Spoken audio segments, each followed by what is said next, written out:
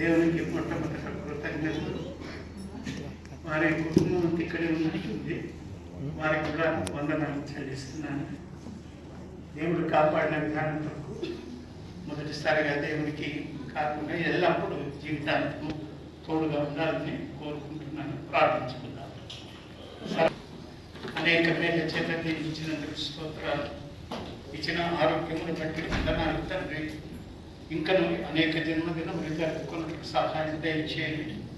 కుటుంబాన్ని దీవించండి, తల్లిదండ్రులను దీవించండి, తోబుట్టులను దీవించండి. ఏ విధమైన నిషేధన బలైన కదరాకున్న ప్రభా నీ కృపావర్షం కుమ్మరించమని విజ్ఞాపన చేస్తున్నాను. దేవాలయకే స్తోత్రాలు నాయన.